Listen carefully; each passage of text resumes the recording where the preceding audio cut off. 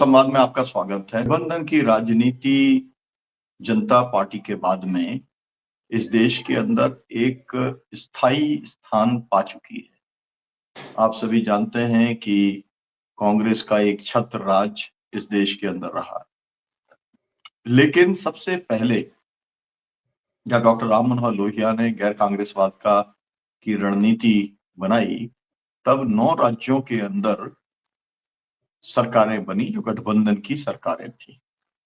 वो सरकारें ज्यादा समय तक चली नहीं, लेकिन पहली बार कांग्रेस को एक सामूहिक चुनौती मिली। इसके बाद में यूपीए की सरकार बनी, वो भी एक गठबंधन की सरकार थी। और 2014 के बाद जो सरकार बनी वो भी एक गठबंधन की एनडीए की सरकार है। मेरा कहना यह है कि क्या गठबंधन की राजनीति भारतीय राजनीति का एक स्थायी अंग बन चुकी है। कोई भी एक पार्टी देश के अंदर ऐसी नहीं है, चाहे वो 400 पार का नारा दे या एब्सोल्यूट मेजॉरिटी का नारा दे, लेकिन उसे अन्य पार्टियों को साथ लेकर के चलना पड़ता है। बीच में इंडिया गठबंधन बना। इंडिया गठबंधन ने जिसे हम एनडीए कहते हैं, उसको 240 तक समेटने का काम किया।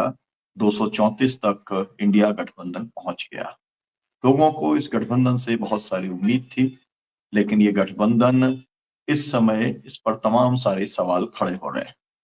वो सवाल जो खड़े करने वाले हैं वो गठबंधन के अपने ही सहयोगी संगठन हैं, जिसको लेके अंदर अगर हम कहें तो हमने तेजस्वी यादव जी का बयान देखा, हमने अखिलेश यादव जी का बयान देखा, हमने उमर अब्दुल्ला जी का बयान देखा, हमने संजय राउत जी का बयान देखा और हमने आम आदमी पार्टी का भी बयान देखा। तमाम सारे लोगों ने ये कहा कि जो इंडिया गठबंधन बना वो लोकसभा चुनाव के लिए था, वो राज्यों के लिए नहीं बना था और इसलिए राज्यों के अंदर जो है लोग अपने तरीके से लड़ने के लिए स्वतंत्र भी हैं और लोगों ने लड़ा भी है, अलग अलग तरीके से लड़ने का काम भी किया है। आज हम चर्चा करेंगे इंडिया गठबंधन को लेकर के जो तमाम आशंकाएं बताई जा रही हैं। ये कहा जा रहा है कि इंडिया गठबंधन टूटने वाला है। ये कहा जा रहा है कि उसके लिए कांग्रेस पार्टी उसके लिए दोषी है। जो उमर अब्दुल्ला जी ने तो एकदम साफ साफ तौर पे कहा कि अगर कोई मीटिंग ही 7 महीने में नहीं बुलाई जाती है, कोई पॉलिसी डिसीजन ही नहीं होते हैं, अगर कोई नीति वक्तव्य या कॉमन मैनिफेस्टो नहीं बनाया जाता है या उसका कोई ऑफिस भी नहीं बनता है, तो फिर ऐसे गठबंधन को चलाने का क्या मतलब है। हम ये मानते हैं कि गठबंधन बनाना, चलाना देश के लोकतंत्र के लिए, देश के संविधान को बचाने के लिए बहुत जरूरी है। तो ये जरूरी है कि इंडिया गठबंधन चले, लेकिन इंडिया गठबंधन की तमाम सारी पार्टियां अगर अलग अलग चुनाव लड़ने का निर्णय लेती हैं, सब पार्टियों को कॉन्फिडेंस में नहीं लिया जाता है। अगर कांग्रेस पार्टी ने तय किया कि वो फुल फ्लैश्ड पूरी तरीके से वो दिल्ली विधानसभा का चुनाव लड़ने का काम वो करेगी, तो उसे इंडिया गठबंधन की मीटिंग में बुला करके सब जो पार्टनर्स थे उनके साथ में बात करनी चाहिए थी। अगर कोई रास्ता निकलता तो आम आदमी पार्टी के साथ में गठबंधन करना चाहिए था। अगर रास्ता कोई नहीं निकलता तो हमारी लिमिट्स क्या होंगी। हम लोग भारतीय जनता पार्टी के खिलाफ में हम लोग कंबाइंड कैंपेन चलाएंगे, एक दूसरे के खिलाफ में कैंपेन करने का काम नहीं करेंगे। लेकिन हम ये देख रहे हैं कि कांग्रेस पार्टी केवल और केवल हमला जो कर रही है वो आम आदमी पार्टी के ऊपर वो हमला कर रही है। ये देखने में नहीं आ रहा है कि उसके जितने बयान आ रहे हैं, उसके जितने नेता बोलते हैं, वो भारतीय जनता पार्टी के खिलाफ में, नरेंद्र मोदी के खिलाफ में, जो कि एक मुख्यमंत्री का चेहरा बनने की कोशिश में लगे हुए हैं, देश के प्रधानमंत्री हैं। तो इन सब सवालों के ऊपर हम लोग चर्चा करेंगे। हमारे साथ में बहुत अनुभवी पैनल है, बहुत विद्वान साथी यहाँ पर हैं। मैं उनसे आपका परिचय कराता हूँ। हमारे साथ में शशांक यादव जी हैं, समाजवादी पार्टी के हैं, पूर्व एमएलसी हैं। हमारे साथ में निशिकांत महापात्रा है, उड़ीसा से आप आते हैं, आम आदमी पार्टी के वहाँ के संयोजक हैं, गठन के बाद से ही लगातार संयोजक वो बने हैं। और हमारे साथ में सलीम खान साहब हैं, कई चैनलों के आप संपादक हैं और देश के जाने माने इंटेलेक्चुअल हैं। हमारे साथ में आईडी खजूरिया साहब हैं। आईडी खजूरिया साहब अन्ना आंदोलन का भी हिस्सा थे, फिर आम आदमी पार्टी का हिस्सा अभी हैं, नहीं है, ये मेरी जानकारी में नहीं है, लेकिन सोशल एक्टिविस्ट के तौर पर और एक नेशनलिस्ट के तौर पर भी, इंटरनेशनलिस्ट के तौर पर भी उन्हें पूरा देश जानता है। वो आते हैं जम्मू से, जम्मू रीजन से वो आते हैं। उनका जो है बहुत बहुत स्वागत है। हमारे साथ में जो है भालचंद जी वो जुड़े हुए हैं, पोंगो जी जुड़े हुए हैं, सीपीआई के बड़े नेता हैं, राष्ट्रीय उसके सचिव हैं। उनका बहुत बहुत स्वागत है। शिवाजी सरकार साहब प्रोफेसर हैं और एनालिस्ट हैं। तो मैं जो शुरुआत करना चाहता हूँ वो शिवाजी सरकार से ही मैं शुरुआत करना चाहता हूँ, और उनसे मैं ये जानना चाहता हूँ कि गठबंधन की राजनीति किस ओर जाती हुई आपको दिखलाई पड़ रही है।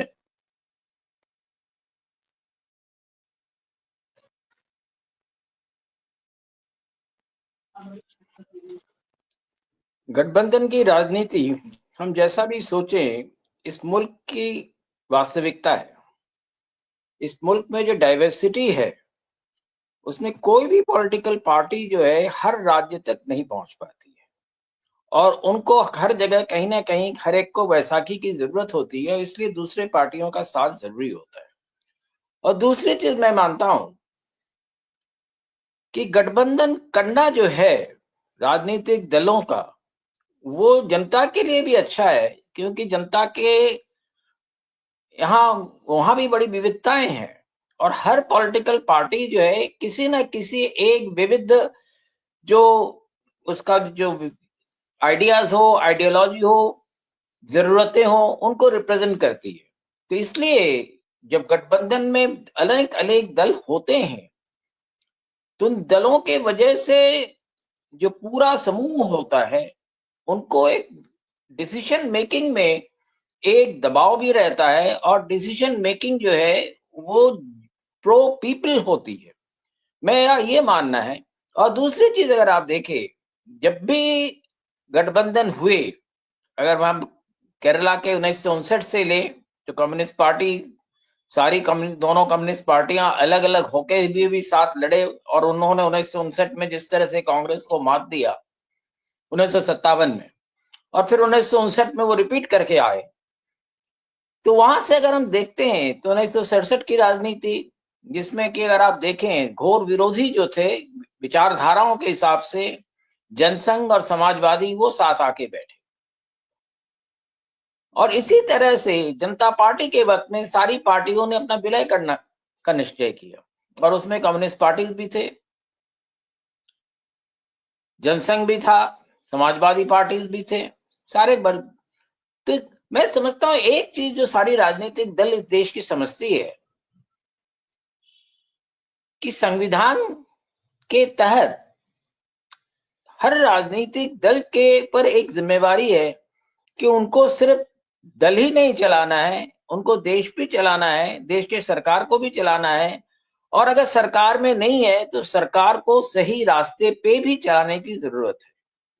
इसलिए गठबंधन की राजनीति जिसको हम कहते हैं, मैं समझता हूं कि वो इस देश की एक जरूरत है, और उस जरूरत पर कई बार हम खरे उतरे, कई बार नहीं भी उतरे, ये भी सही है। अब बीपी सिंह की जनता दल जो है 11-12 महीने मुश्किल से चल पाई, जनता पार्टी की सरकार भी आधे टर्म ही मुश्किल से चल पाई।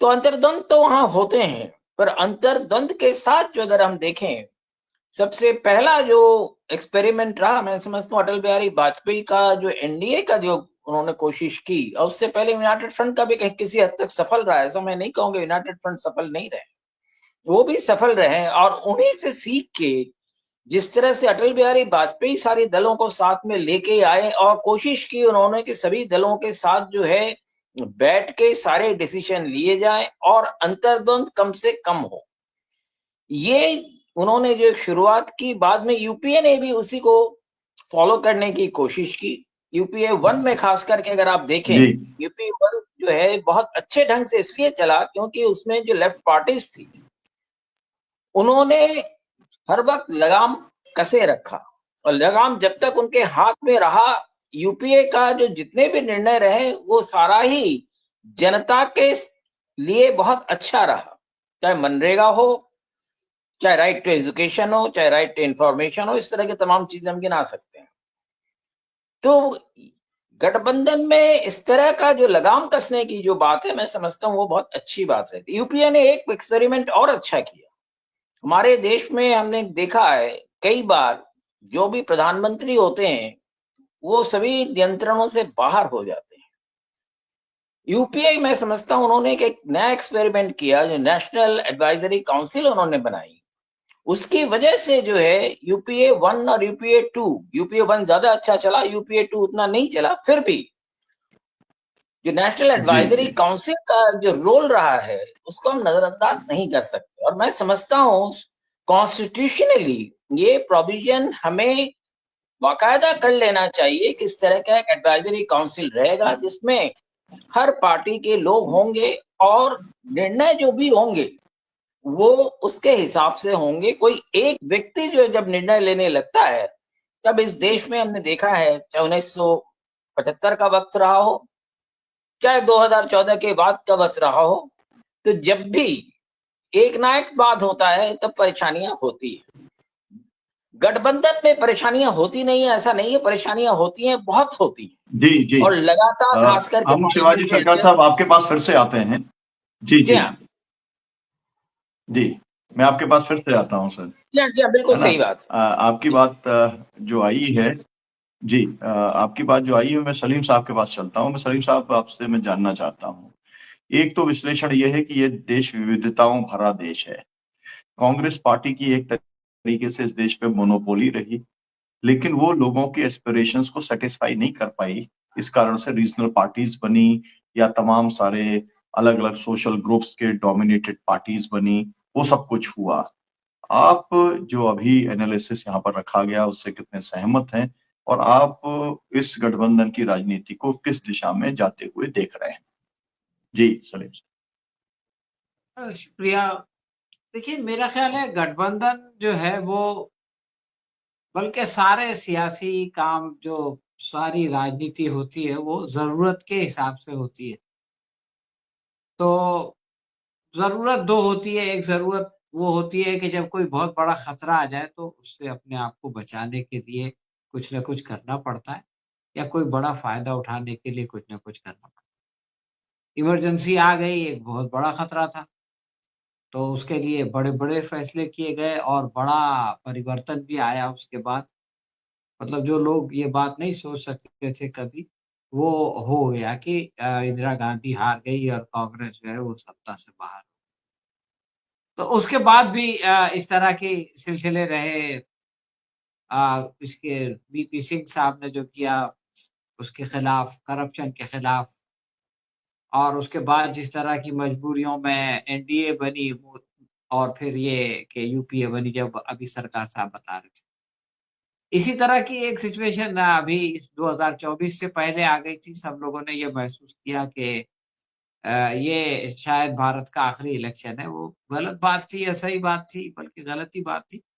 लेकिन बहरहाल लोगों ने ये महसूस किया कि हमारे अस्तित्व का सवाल है और हमको सबको मिल के जो है वो इसका मुकाबला करना चाहिए।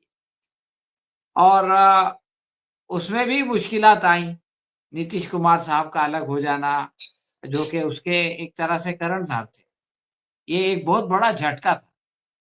लेकिन उस झटके से इंडिया गठबंधन ने अपने आप को सँभाल लिया, और उसके बाद भी सारे लोग एकजुट रहे, ऐसा नहीं हुआ। उम, बंगाल में तो हमने देखा कि ये साथ नहीं रही। एक तरफ़ा उन्होंने फैसले किए, पंजाब में भी इस तरह के फैसले हुए। लेकिन ये कि उस वक़्त बहुत सब्र के साथ काम किया गया और इस तरह की चीज़ों को इग्नोर किया गया, और उसका एक अच्छा नतीजा भी निकला, जैसा कि आपने शुरू में बताया डॉक्टर सुनील साहब ने। वो लोग 240 पे आ गए और ये इंडिया गठबंधन, मतलब बीजेपी अकेली 240 पे आ गई और इंडिया गठबंधन मिल-जुल के 234 तक चला गया। तो बीजेपी भी हमेशा एनडीए का हिस्सा थी, लेकिन इससे पहले 2014 के बाद और 2019 के बाद उसको एनडीए की जरूरत नहीं थी। तो हमने देखा कि 2014 के बाद नाम के लिए थी और 2019 के बाद तो पूरी तरह खत्म ही। लेकिन अब उनको जरूरत पड़ गई, इसलिए कि सरकार जो है वो बना नहीं सकते अपने बलबूते पे। 400 आ जाती तो एनडीए को लोग भूल ही जाते। तो उसकी जरूरत के मुताबिक एनडीए जिंदा हो गई। अब ये है कि उसके बाद जो 4 इलेक्शन हुए, उन 4 इलेक्शंस में हमने देखा कि 2 इलेक्शंस में रीजनल पार्टीज ने अच्छा काम किया, नेशनल कॉन्फ्रेंस ने बहुत अच्छा काम किया और इसी तरह से झारखंड मुक्ति मोर्चा ने बहुत अच्छा काम किया और दोनों जगहों पर उन्होंने बीजेपी को सत्ता में आने से रोका। महाराष्ट्र में चूंकि बीजेपी कांग्रेस बहुत बड़ी पार्टी नहीं थी, चौथे नंबर पे थी पिछली बार, लेकिन पार्लियामेंट के इलेक्शन में उसने 13 सीटें जीत ली और एक और भी आजाद उम्मीदवार उनके साथ आ गया और बाकी सारी पार्टियां जो गठबंधन में थी वो उससे कम थी, शिवसेना भी उससे कम थी और एनसीपी भी उससे कम थी। तो एक बड़ी पार्टी बन गई और उससे बड़ी-बड़ी अपेक्षाएं हो गई। हरियाणा में तो बहरहाल वो एक छत्र बड़ी पार्टी थी। लेकिन दोनों जगह कांग्रेस को नाकामी हो गई। इसके बाद क्षेत्रीय दलों को ये बात लगी कि भाई अब कांग्रेस को साथ लेके कोई फायदा है नहीं, ये लोग तो कुछ जीत सकते नहीं है और इनके हम जो है वो ऐसे ही जीत जाते हैं, अगर कांग्रेस साथ नहीं देगी तो भी हम जीत जाएंगे। तो इस सारे का ये इम्पैक्ट है कि अब लोगों को इसकी जरूरत फिलहाल अभी 4.5 साल तक सिर्फ जो है वो राज्यों के चुनाव होंगे, केंद्र का चुनाव नहीं होगा। तो जब तक कि केंद्र का चुनाव नहीं आता उस वक्त तक लोगों को ऐसा लग रहा है कि हमको इस गठबंधन से कोई खास फायदा नहीं है। जरूरत के मुताबिक कहीं पर कर लेंगे और कहीं पे नहीं करेंगे। लेकिन ये कि ये काम एक जरूर इसीलिए ये बात कही जा रही है कि इसका ताल्लुक जो है वो सिर्फ लोकसभा के चुनाव से था। लेकिन ये नहीं कहा जा रहा है कि राज्य में नहीं किया जाएगा, कभी किया भी जाएगा, कभी नहीं भी किया जाएगा। कांग्रेस की बार्गेनिंग पावर बहुत कम हो गई है। तो कांग्रेस को जो है वो इस बात की कोशिश करेंगे क्षेत्रीय दल के कम से कम दे। वैसे भी कांग्रेस अपनी हैसियत जानती है। आपने देखा यूपी में जो चुनाव हुए उपचुनाव, उसमें कांग्रेस ने अपना एक भी उम्मीदवार नहीं डाला, इसलिए कि उनको पता था कि जहाँ पे उनको सीट मिलेगी वहाँ ये हार जाएँगे और इन्हीं के सर पे फूटेगा। तो उन्होंने अपनी जान छुड़ा ली। तो गठबंधन में लोगों को अपनी पार्टी को भी सँभालना रहता है, अपने वर्कर्स को भी सँभालना रहता है और गठबंधन को भी आगे बढ़ाना पड़ता है। तो ये जो संतुलन बनाने की बात है, ये बहुत मुश्किल होती है और जब तक कि कोई बड़ी मुसीबत सामने ना दिखाई दे या कोई बहुत बड़ा फ़ायदा ना दिखाई दे, उस वक़्त तक गठबंधन ऐसे ही ढीला-ढाला चलता है। मैं ऐसा समझता हूँ कि अ, अब जो है वो कांग्रेस के पॉइंट ऑफ व्यू से अगर आप देखें तो कांग्रेस को जो है वो ये आपदा में एक अवसर है कि कांग्रेस अपनी पोजीशन को मजबूत करे, अपने वर्कर्स को जमा करे, अपने यहाँ जो लोग हैं, जो लोग खुद उसके दुश्मन हैं, उनके लीडर्स, उनको साइड करे और अपनी ऑर्गेनाइजेशन को मजबूत करे। और ऐसा कोई चुनाव नज़दीक में आ नहीं रहा है, जहाँ चुनाव में कांग्रेस जीत सकती है दूसरों की मदद से और दूसरे लोग उसको अपने साथ लेंगे। तो मैं ये समझता हूँ कि ऐसे ही ढीला-ढाला चलेगा, लेकिन अगला लोकसभा चुनाव जब आएगा, तो फिर इनको होश आएगा और फिर ये लोग अपने आप को उस वक़्त की सिचुएशन में दोबारा जो है वो एक-दूसरे के साथ ऑर्गनाइज़ करने की कोशिश करेंगे। मुझको तो उम्मीद नहीं थी, हरियाणा में कांग्रेस ने आम आदमी पार्टी को साथ में नहीं लिया। मुझको उम्मीद नहीं थी कि कांग्रेस आम आदमी पार्टी कांग्रेस को अपने साथ लेगी या अगर लेगी जी। भी तो कुछ लड़ने के लिए देगी। आखिरी बात मैं ये कहना चाहता हूँ कि कुछ इलाकों में ख़ास तौर से दिल्ली में कांग्रेस का बिल्कुल सफाया-सा हो गया था। लेकिन अब अगर वो गठबंधन में होती तो कहीं लड़ती हुई दिखाई नहीं देती। अब कम से कम लड़ती हुई दिखाई दे रही है, हारेगी या जो भी होगा, लोग फिर अपने आप को मुतमईन करने के लिए ये कहेंगे कि भाई वोट परसेंटेज बढ़ गया और वगैरह-वगैरह। लेकिन बहरहाल कांग्रेस को अपने लोगों को साथ रखना है और इसके लिए इस तरह की सूरत-हाल पैदा होगी और मैं इसको कोई बहुत ज़्यादा चिंता का विषय नहीं समझता।